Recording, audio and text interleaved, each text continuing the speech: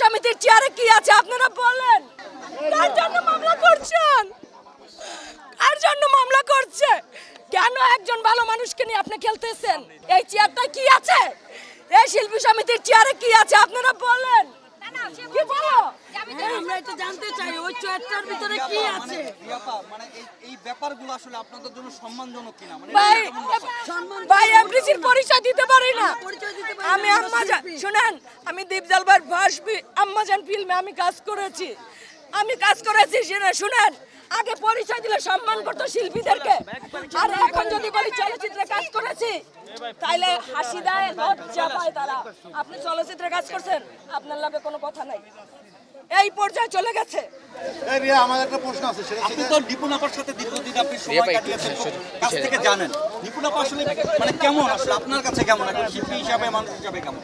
সে নিজেরটা বুঝে, সে নিজেরটা ছাড়া কিছুই বুঝে না। সে শুধু নিজেরটাই বুঝে। তাকে দিয়ে যার লাভ আছে তাকে তার সাথে রাখে, এটাই বাস্তব। যেমন সাদিয়া মির্জা তার ট্রাম কার্ড, জেসমিন তার ট্রাম কার্ড, তাকে যাকে দিয়ে তার লাভ হচ্ছে তাকে তার সাথে রাখছে। আমাকে রিয়াকে দিয়ে লাভ হয় নাই, আমাকে রাখে নাই। ভাই আমি তো জানি না, আমি নিপুণের প্যানেলে আমি পাও রাখি না। এবার আমি দীপজল ভাইকে আমি কখনোই দেখি না কাউকে টাকা দিতে, যেটা আমি কিন্তু মেয়েদের কাছ থেকে মেয়েদের কাছ থেকে আমি শুনেছি সবাইকে, শুনেন, মেয়েদের কাছ থেকে আমি শুনেছি সবাইকে 12,000 টাকা করে দিয়েছে, 9,000 টাকা করে দিয়েছে, 2,000 টাকা করে দিয়েছে, 500 টাকা করে দিয়েছে।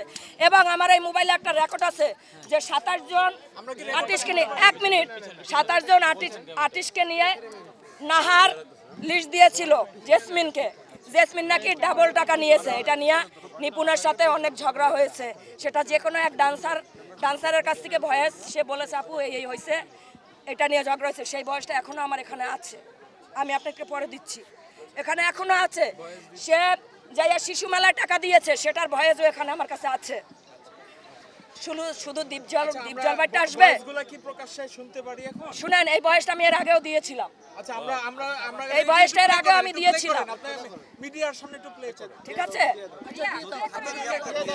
না আমি এটা পরে দেব, আমি এটা এখন দেব না।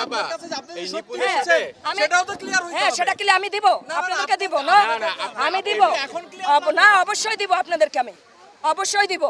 আমি তো বলি নাই দেব না, অবশ্যই ভয়েস দেব। ভয়েস আমার মোবাইলে আছে, আমি অবশ্যই দেব। আমি আজকে নাম এখানে মেনশন করব কি করব না সেটা আপনার রবিবার আমাদের দীপজল ভাইয়েরই আছে, আদালতেই আছে, তারপরে আমি অবশ্যই তারপরে আমরা কথা বলবো। শুনেন, আজকে যতটুকু বলছি যথেষ্ট বলছি। দীপজল ভাইয়ের মতো মন খোলা মানুষ, দীপজল ভাইয়ের মতো মানুষ এই পৃথিবীতে জন্ম নিতে গেলে 7 জনম জন্ম নিতে হবে।